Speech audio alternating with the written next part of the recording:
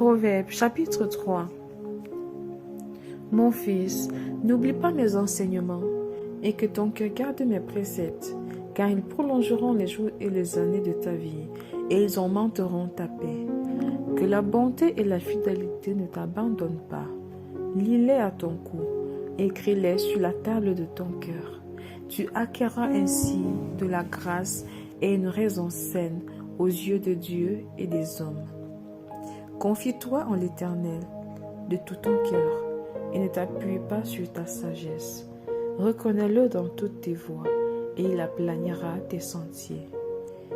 Ne sois point sage à tes propres yeux. Crains l'Éternel et détourne-toi du mal. Ce sera la santé pour tes muscles et un rafraîchissement pour tes os. Honore l'Éternel avec tes biens et avec les prémices de tout ton revenu. Alors tes greniers seront remplis d'abondance et tes cuves regorgeront de mou. Mon fils, ne méprise pas la correction de l'Éternel et ne t'effraie point de ses châtiments. Car l'Éternel châtie celui qu'il aime, comme un père l'enfant qu'il chérit.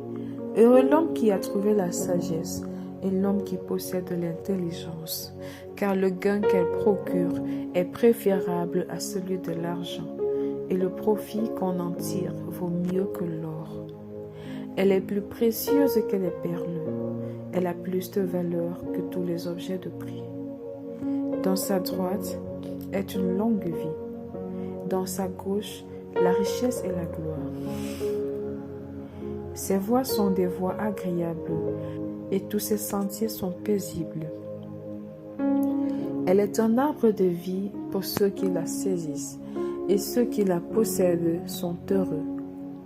C'est par la sagesse que l'Éternel a fondé la terre, c'est par l'intelligence qu'il a affermi les cieux. C'est par sa science que les abîmes se sont ouverts, et que les nuages distillent la rosée. Mon fils, que ces enseignements ne s'éloignent pas de tes yeux. Garde la sagesse et la réflexion. Elles seront la vie de ton âme et l'ornement de ton cou. Alors tu marcheras avec assurance dans ton chemin et ton pied ne heurtera pas. Si tu te couches, tu seras sans crainte, et quand tu seras couché, ton sommeil sera doux. Ne redoute ni une terreur soudaine, ni une attache de la part des méchants, car l'Éternel sera ton assurance, et il préservera ton pied de toute embûche. Ne refuse pas un bienfait à celui qui est adroit, quand tu as le pouvoir de l'accorder. Ne dis pas à ton prochain, va et reviens, demain je donnerai, quand tu as de quoi donner. Ne médite pas le mal contre ton prochain, lorsqu'il demeure tranquillement près de toi. Ne conteste pas sans motif avec quelqu'un lorsqu'il ne t'a point fait de mal. Ne porte pas envie à l'homme violent et ne choisis aucune de ses voies, car l'Éternel a en horreur les hommes pervers, mais il est un ami pour les hommes droits. La malédiction de l'Éternel est dans la maison du méchant, mais il bénit la demeure des justes. Il se moque des moqueurs, mais il fait grâce aux hommes.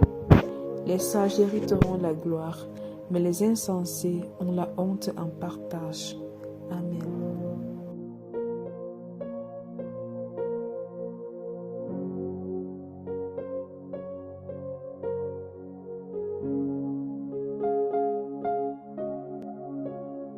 Actes des apôtres, chapitre 13.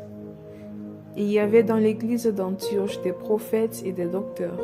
Barnabas, Siméon appelé Niger, Lucius de Cyrène, Manahen qui avait été élevé avec Hérode le tétrarque et Saul.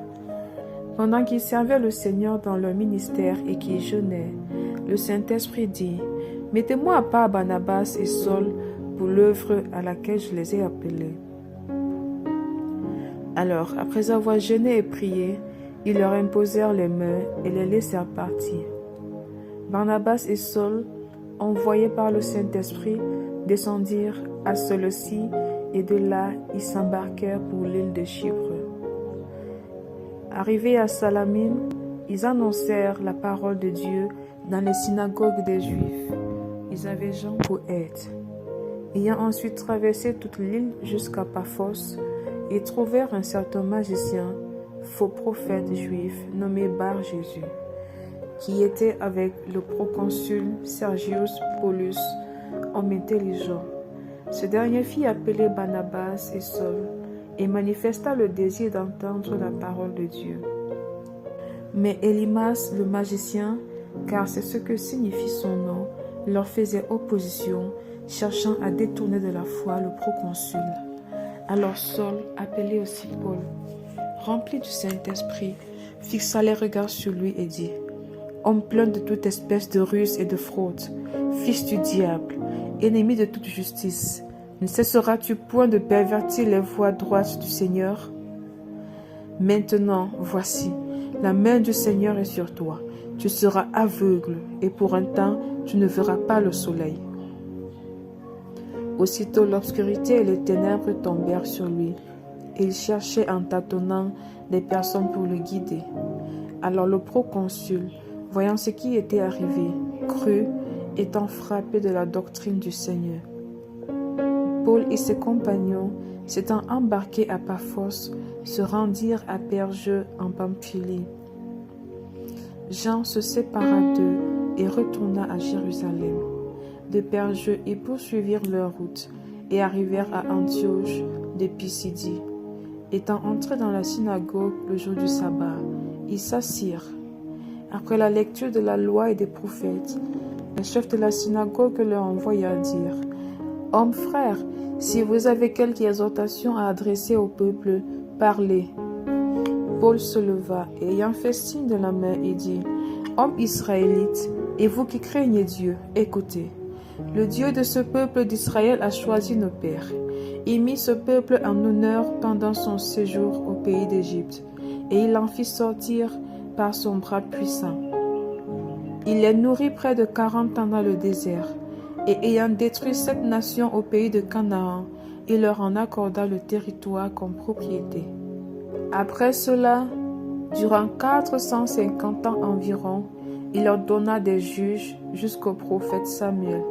Ils demandèrent alors un roi, et Dieu leur donna pendant 40 ans Saul, fils de Kis, de la tribu de Benjamin.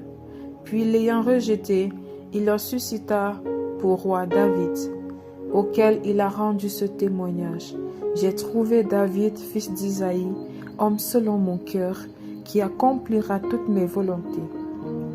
C'est de la postérité de David que Dieu, selon sa promesse, a suscité à Israël un sauveur, qui est Jésus. Avant sa venue, Jean avait prêché le baptême de repentance à tout le peuple d'Israël.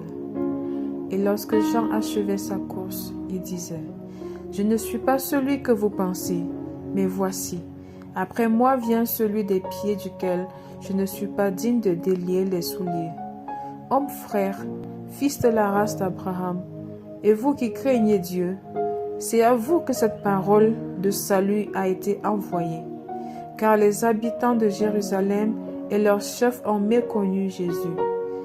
Et en les condamnant, ils ont accompli les paroles des prophètes qui se lisent chaque sabbat. Quoiqu'ils ne trouvassent en lui rien qui fût digne de mort, ils ont demandé à Pilate de le faire mourir. Et après qu'ils eurent accompli tout ce qui est écrit de lui, ils le descendirent de la croix et le déposèrent dans un sépulcre. Mais Dieu l'a ressuscité des morts. Il est apparu pendant plusieurs jours à ceux qui étaient montés avec lui de la Galilée à Jérusalem et qui sont maintenant ses témoins auprès du peuple. Et nous vous annonçons cette bonne nouvelle, que la promesse faite à nos pères, Dieu l'a accomplie pour nous leurs enfants, en ressuscitant Jésus, selon ce qui est écrit dans les psaumes 2e. Tu es mon fils, je t'ai engendré aujourd'hui. Qu'il est ressuscité des morts, de telle sorte qu'il ne retournera pas à la corruption. C'est ce qu'il a déclaré en disant: Je vous donnerai les grâces saintes promises à David, ces grâces qui sont assurées. C'est pourquoi il dit encore ailleurs: Tu ne permettras pas que ton sein voie la corruption. Or, David, après avoir en son temps servi au dessein de Dieu, est mort, a été réuni à ses pairs et a vu la corruption. Mais celui que Dieu a ressuscité n'a pas vu la corruption. Sachez donc, hommes frères, que c'est par lui que le pardon des péchés vous est annoncé, et que quiconque croit est justifié par lui de toutes les choses dont vous ne pouviez être justifiés par la loi de Moïse. Ainsi, prenez garde qu'il ne vous arrive ce qui est dit dans les prophètes. Voyez, contenteux, soyez étonnés et disparaissez, car je vais faire en vos jours une œuvre que vous ne croiriez pas si on vous la racontait. Lorsqu'ils sortirent, on les pria de parler le sabbat suivant sur les mêmes choses. Et à l'issue de l'assemblée, beaucoup de Juifs et de prosélytes pieux suivirent Paul et Barnabas, qui s'entretinrent avec eux et les exhortèrent à rester attachés à la grâce de Dieu. Le sabbat suivant, presque toute la ville se rassembla pour entendre la parole de Dieu. Les Juifs, voyant la foule, furent remplis de jalousie et ils s'opposaient à ce que disait Paul en le contredisant et en l'injuriant. Paul et Barnabas leur dirent avec assurance: c'est à vous premièrement que la parole de Dieu devait être annoncée. Mais puisque vous la repoussez et que vous vous jugez vous-même indigne de la vie éternelle, voici, nous nous tournons vers les païens. Car ainsi nous l'a ordonné le Seigneur: j'étais établi pour être la lumière des nations, pour porter le salut jusqu'aux extrémités de la terre. Les païens se réjouissaient en entendant cela. Ils glorifiaient la parole du Seigneur, et tous ceux qui étaient destinés à la vie éternelle crurent. La parole du Seigneur se répandait dans tout le pays. Mais les Juifs excitèrent les femmes dévotes de distinction et les principaux de la ville.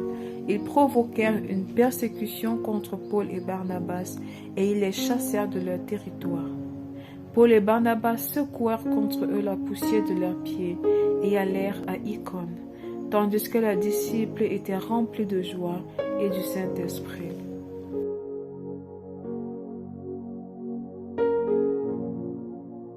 Acte 2, chapitre 14.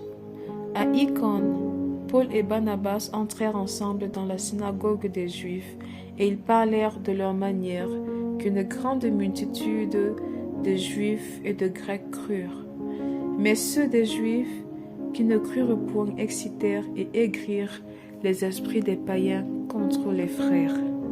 Ils restèrent cependant assez longtemps à Icône, parlant avec assurance, appuyés sur le Seigneur, qui rendait témoignage à la parole de sa grâce et permettait qu'il se fît par leurs mains des prodiges et des miracles. La population de la ville se divisa, les uns étaient pour les Juifs, les autres pour les apôtres. Et comme les païens et les Juifs, de concert avec leurs chefs, se mettaient en mouvement pour les outrager et les lapider, Paul et Barnabas, en ayant eu connaissance, se réfugièrent dans les villes de la Lycaonie, à Lystre et à Derbe, et dans la contrée d'alentour. Et ils y annoncèrent la bonne nouvelle. À Lystre se tenait assis un homme impotent des pieds, boiteux de naissance et qui n'avait jamais marché. Il écoutait parler Paul, et Paul, fixant les regards sur lui et voyant qu'il avait la foi pour être guéri, dit d'une voix forte: « Lève-toi droit sur tes pieds. » Et il se leva d'un bond et marcha. À la vue de ce que Paul avait fait, la foule éleva la voix et dit en langue lycaonienne: « Les dieux sous une forme humaine sont descendus vers nous. » Ils appelèrent Barnabas Jupiter et Paul Mercure, parce que c'était lui qui portait la parole. Le prêtre de Jupiter, dont le temple était à l'entrée de la ville, amena des taureaux avec des bandelettes vers les portes et voulait de même que la foule offrit un sacrifice. Les apôtres Barnabas et Paul, ayant appris cela, déchirèrent leurs vêtements et se précipitèrent au milieu de la foule en s'écriant: « Ô hommes, pourquoi agissez-vous de la sorte? Nous aussi, Nous sommes des hommes de la même nature que vous. Et vous apportant une bonne nouvelle, nous vous exhortons à renoncer à ces choses vaines pour vous tourner vers le Dieu vivant qui a fait le ciel et la terre, la mer et tout ce qui s'y trouve. Ce Dieu dans les âges passés a laissé toutes les nations suivre leur propre voie. Quoiqu'il n'ait cessé de rendre témoignage de ce qu'il est, en faisant du bien, en vous dispensant du ciel les pluies et les saisons fertiles, en vous donnant la nourriture avec abondance et en remplissant vos cœurs de joie. À peine purent-ils, par ces paroles, empêcher la foule de leur offrir un sacrifice. Alors survinrent d'Antioche à Icône des Juifs qui gagnèrent la foule et qui, après avoir lapidé Paul, le traînèrent hors de la ville, pensant qu'il était mort.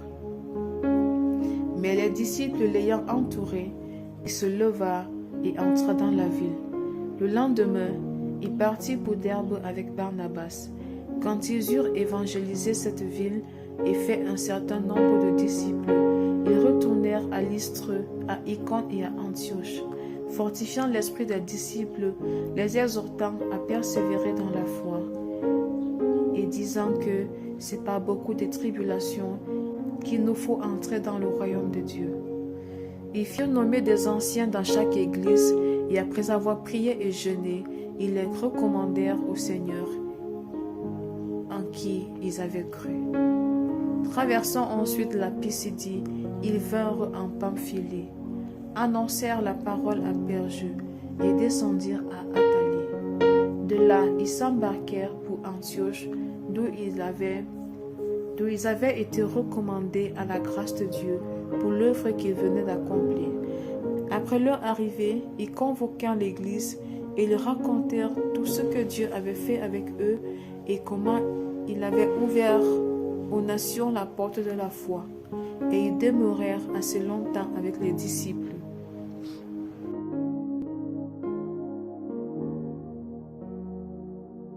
Actes chapitre 15. Quelques hommes venus de la Judée enseignaient les frères en disant: si vous n'êtes circoncis selon le rite de Moïse, vous ne pouvez être sauvés.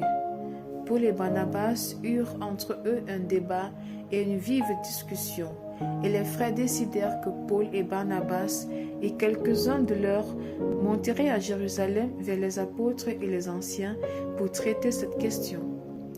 Après avoir été accompagnés par l'Église, ils poursuivirent leur route à travers la Phénicie et la Samarie, racontant la conversion des païens, et ils causèrent une grande joie à tous les frères. Arrivés à Jérusalem, ils furent reçus par l'Église, les apôtres et les anciens, et ils racontèrent tout ce que Dieu avait fait avec eux.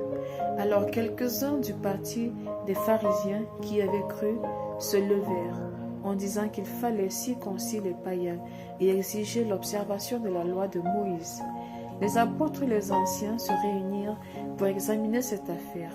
Une grande discussion s'étant engagée, Pierre se leva et leur dit: hommes frères, vous savez que dès longtemps, Dieu a fait un choix parmi vous, afin que par ma bouche, les païens entendissent la parole de l'Évangile et qu'ils crussent. Et Dieu, qui connaît les cœurs, leur a rendu témoignage en leur donnant le Saint-Esprit comme à nous.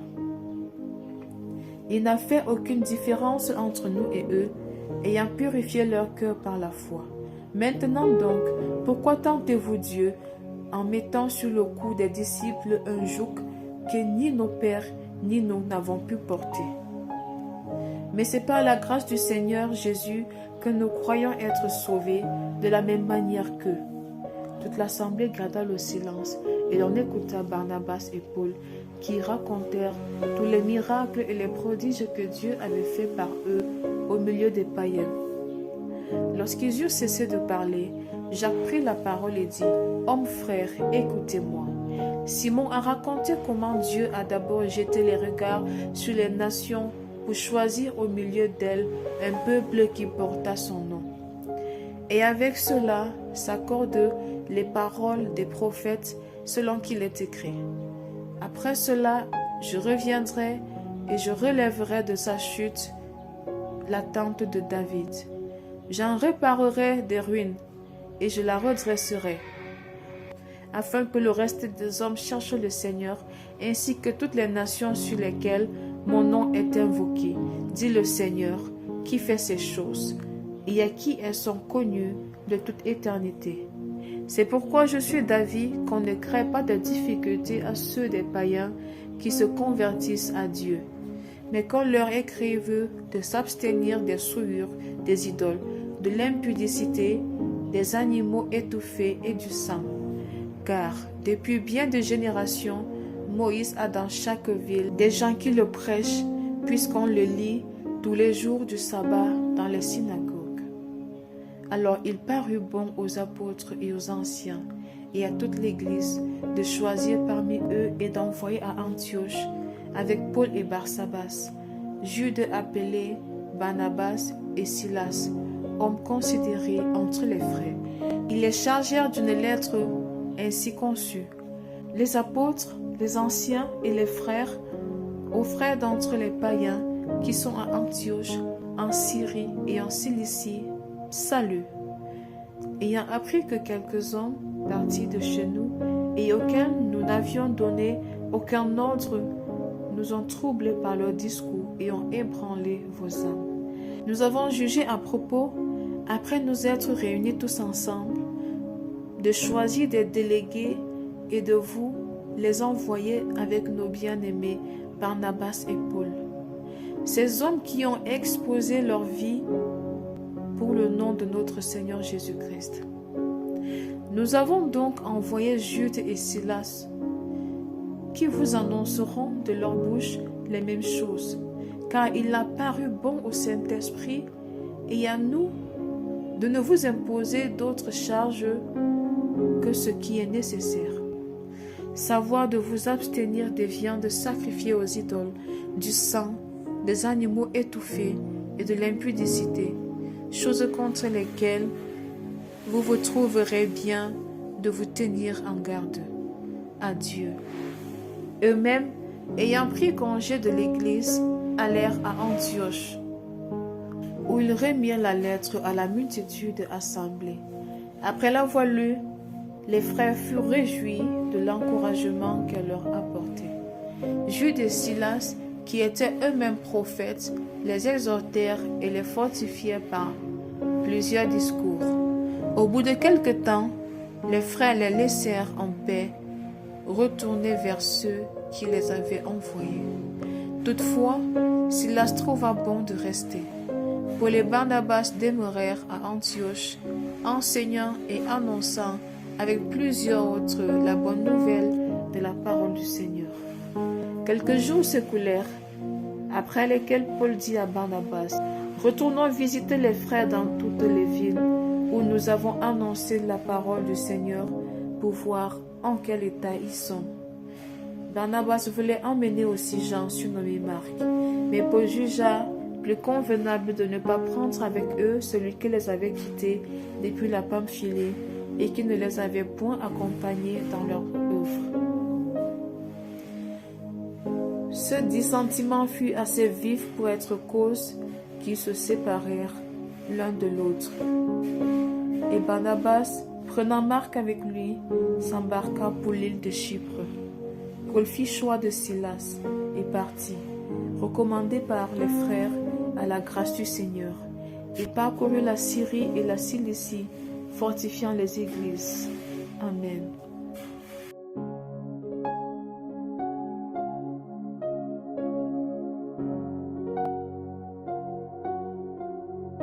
Psaume chapitre 41. Au chef des chantres. Psaume de David. Heureux celui qui s'intéresse aux pauvres. Au jour du malheur, l'Éternel le délivre. L'Éternel le garde et lui conserve la vie. Il est heureux sur la terre, et tu ne le livres pas au bon profit de ses ennemis. L'Éternel le soutient sur son lit de douleur. Tu le soulages dans toutes ses maladies. Je dis, Éternel, aie pitié de moi, guéris mon âme, car j'ai péché contre toi. Mes ennemis disent méchamment de moi. Quand mourra-t-il? Quand périra son nom? Si quelqu'un vient me voir, il prend un langage faux. Il recueille des sujets de médire. Il s'en va et il parle au dehors. Tous mes ennemis chuchotent entre eux contre moi. Il pense que mon malheur causera ma ruine. Il est dangereusement atteint. Le voilà couché. Il ne se relèvera pas. Celui-là même avec qui j'étais en paix, qui avait ma confiance et qui mangeait mon pain, lève le talon contre moi. Toi, Éternel, aie pitié de moi et rétablis-moi. Je le leur rendrai ce qui leur est dû. Je connaîtrai que tu m'aimes si mon ennemi ne triomphe pas de moi. Tu m'as soutenu à cause de mon intégrité et tu m'as placé pour toujours en ta présence. Béni soit l'Éternel, le Dieu d'Israël, d'éternité en éternité.